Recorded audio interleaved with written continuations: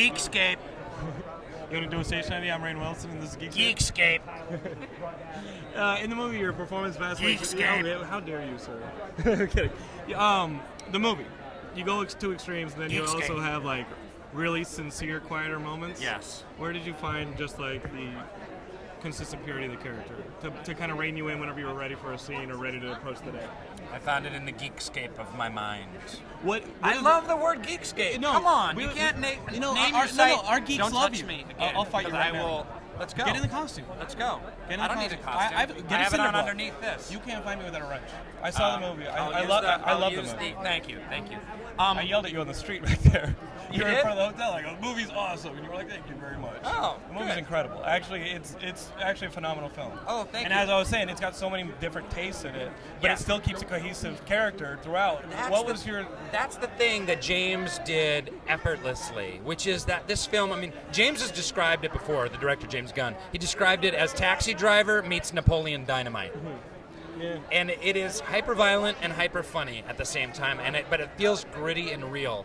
But there's romance, there's action, there's tears that are shed, dramatic elements, and I don't know how he did it, but he wove it all together into one cohesive world.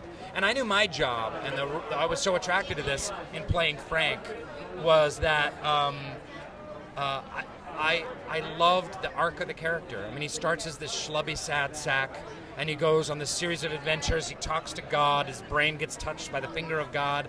He goes on a mission. He teams up with Ellen Page and gets the girl and beats up bad guys along the way, and a lot of really effed up stuff happens. And how often do you get to play a role like that? It's pretty extraordinary.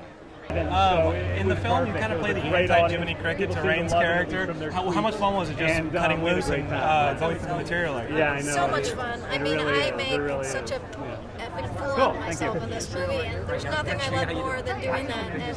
And getting to lose myself and getting to make big choices and just trust that they're going to work out. It's kind of one thing that, probably the main thing that I love about my job.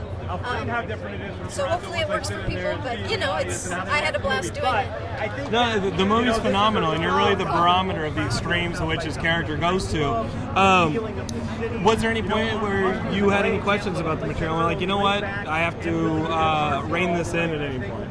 No, I mean, I think Just having too much fun and getting too many setups in a day? I mean, you never want to, overdo anything, but I think I just trust James a lot, and I adore Rainn, and it's so much fun working with him, and I just felt so comfortable on set, and you don't have a lot of time to think about it on a movie with this budget and the amount of time you shoot, and you just go for it and fly by the seat of your pants, and I had such a good time making it. You wrote it in 2003. You didn't get a chance to shoot it until recently. How much do you think?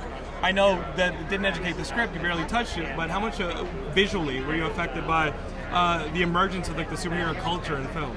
I don't really think I was. In fact, one of the things about the movie is when I first made it, I was very influenced by so not worthy of quotes, by a filmmaker named Lucas Moodysson out of Sweden who did a movie called Together and Show Me Love. Very rough and down and dirty filmmaking style, and that's what Super is. I wanted Super to be a kind of filmmaking style that people don't expect. It isn't glitzy and over the top like most superhero movies. It's handheld, gritty, dirty, 70s, ugly, and my cinematographer is a guy who I saw did a movie Bully like many years ago, and as soon as I saw that film, I'm like, that's the guy, that's the look. That's what I want it to look like, and that's who ended up shooting the movie.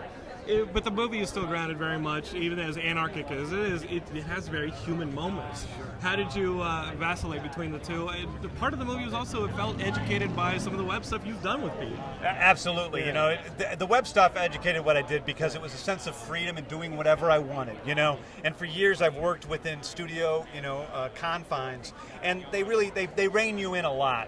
And it makes you not trust yourself so much as an artist. And Super, I really went all the way. I found that my web stuff was some of my most successful successful stuff, and I did go all the way with it. So I think it informed me in that way. I think as far as like the different tones in Super, I think it was an important part of it. It's not just a comedy, it's not just a tragedy, it's a little bit of everything. And I think one of the interesting things is trying to feel those things at the same time. You know, there's a great scene in the movie where Rainn is praying to God, and it's really sad, really funny at the same time. And you know, you feel both things at the same time. I think it's unusual to see that in a movie, and it's a real credit to Rainn that he was able to do that scene.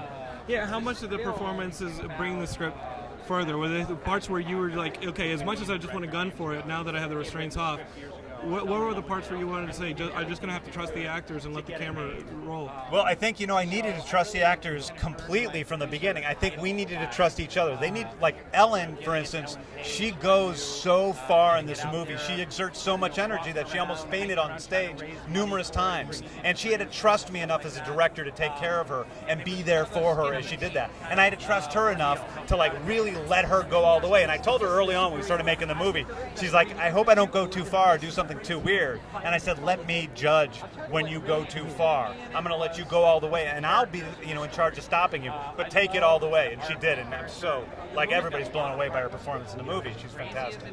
Geekscape!